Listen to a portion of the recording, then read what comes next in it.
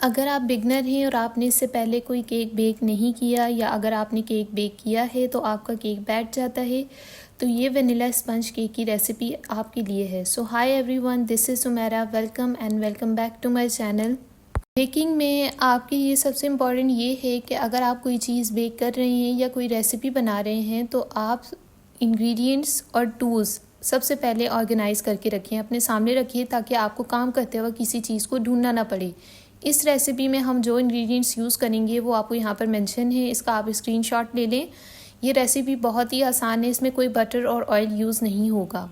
Recipe को बनाने के लिए सबसे पहले आपने एक बॉल के 2 बॉल लेने हैं और उनमें एग योक और एग वाइट को सेपरेट कर देना है। और फिर आपने जो हाफ़ कप शुगर ली है उसमें से आपने 1 टेबलस्पून निकाल देना है, वो हमने यूज़ नहीं करनी। अब आपने बीटर को हाई स्पीड पर रख के एग वाइट को बीट करना है इतनी देर तक कि वो फोमी स्ट्रक्चर में आना शुरू हो जाए। फिर आपने शुगर को 3 हिस्सों में ऐड करते जाना है और फिर इसे अच्छे तरीके से फोमी होने देना है। जब ये फोमी स्ट्रक्चर में आ जाए तो आपने एग योक्स को एक एक करके ऐड करना है और इसे बीट करना है बस थोड़ी सी देर के लिए ताकि ये मिक्स हो जाए।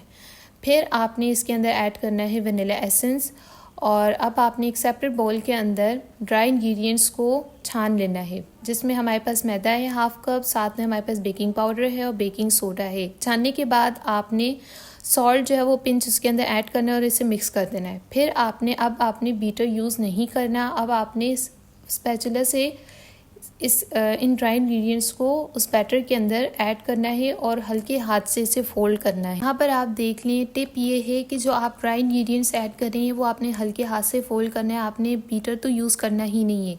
और जो आप स्पैचुला यूज़ करेंगे उसे आप हल्के हाथ से यूज़ करेंगे। अगर आप तेज़ हाथ चलाएंगे तो जो आपने बैटर के अंदर आपकी फोम बनी हुई है वो बैठ जाएगी और इस वजह से आपका केक भी बैठ जाएगा।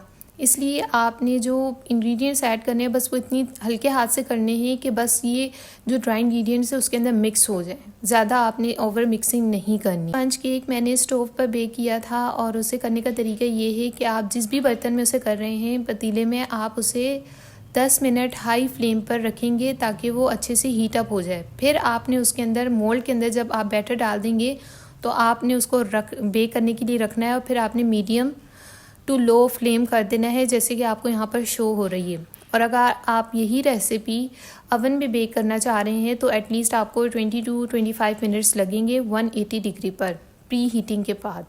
जब भी आप कोई चीज़ बेक कर रहे हों, आपको टाइम का बताया गया हो, आप उससे पहले बार बार जो है वो लिड को ओपन मत किया करें, क्योंकि अगर आप ऐसा करते हैं तो जो हीट होती है ना वो स्कैप हो जाती है और इस वजह से जो टेम्परेचर उस चीज़ को बेक होने के लिए चाहिए होता है वो रहता नहीं है पीछे, तो वो फिर चीज़ आपकी ख़राब हो जाती है। या तो आपका केक बैठ जाता है या फिर वो बेक होता ही नहीं है, लिक्विड ही रह जाता है। इसलिए आप जब भी चीज़ बेक कर रहे हो, जैसे कि मैंने यहाँ पर बेक किया है ये केक वनीला स्पंज केक, ये केक पतीले पर एटलीस्ट 15 मिनट में तैयार हुआ था।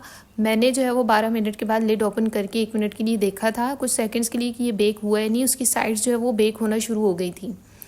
तो इसलिए आप टाइम से पहले 2-3 मिनट पहले या 5 मिनट पहले उठा के देख लिया करें, लेकिन ज़्यादा मतलब हर 2 मिनट बाद आप लिड ओपन मत किया करें। अगर आप ऐसा करते हैं तो आपका केक सिंक हो जाता है और अक्सर यही शिकायत होती है कि हम बेक तो कर लेते हैं लेकिन हमारा केक या तो बैठ जाता है या लिक्विड ही रह जाता है। तो उसकी रीज़न्स यही होते हैं और जितने आपको इंग्रेडिएंट्स बताए गए होते हैं आप उतना ही ऐड किया करें। लाइक इसमें जो बेकिंग सोडा जितना बताया गया और बेकिंग पाउडर जितना बताया गया आप उतना ही ऐड करें। अगर आप ज़्यादा करते हैं या कम करते हैं तो फिर आपकी केक में प्रॉब्लम आ सकती है।